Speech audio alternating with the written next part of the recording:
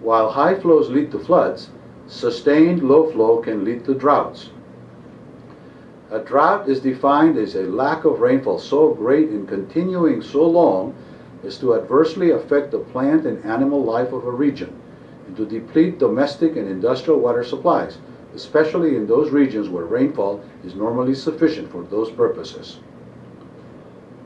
In practice, a drought refers to a period of unusually low water supplies, regardless of the water demand. The regions most subject to droughts are those with the greatest variability of annual rainfall. Regions where the coefficient of variation of annual rainfall exceeds 0.35 are more likely to have frequent droughts. Low annual rainfall and high annual rainfall variability are typical of arid and semi-arid regions. Therefore, these regions are more likely to be prone to droughts.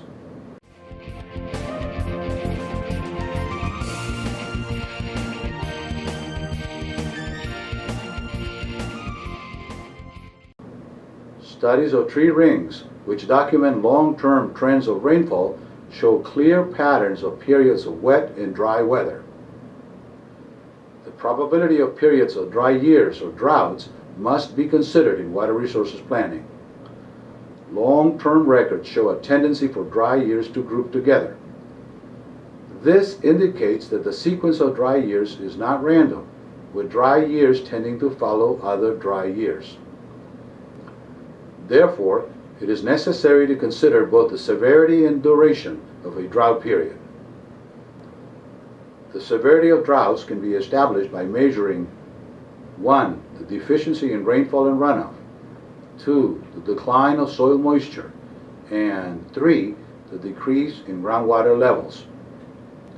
Alternatively, low flow frequency analysis can be used in the assessment of the probability of droughts of different severities and durations.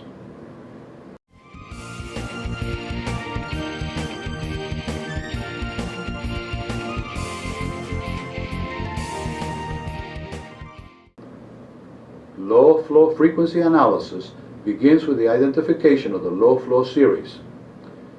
Either the annual minima or the annual exceedance series are applicable.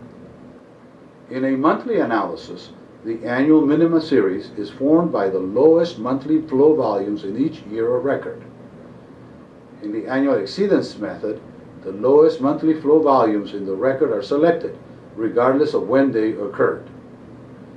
In the latter method, the number of values in the series need not be equal to the years of record. A flow duration curve is a plot of ranked values of daily discharge from high to low for a given period, with percent time in the abscissas as shown here. The permanence of low flows can be depicted with a flow duration curve. However, such a curve does not contain information on the sequence of low flows or the duration of possible droughts. The analysis is made more meaningful by abstracting the minimum flows over a period of several consecutive days. For instance, for each year, the 7-day period with minimum flow is abstracted, and the minimum flow is the average for that period. A frequency analysis of the low flow series results in a function describing the probability of occurrence of low flows of a certain duration. The same analysis repeated for other durations leads to a family of curves depicting low flow frequency. This figure shows the average minimum discharge to be expected for a given return period in years in the abscissas and indicated durations in consecutive days in the curve parameter. For example, an average minimum discharge of 4 cubic meters per second in duration of 7 days is expected every 2 years. Likewise, an average minimum discharge of 3 cubic meters per second in duration of 30 days is expected every 25 years.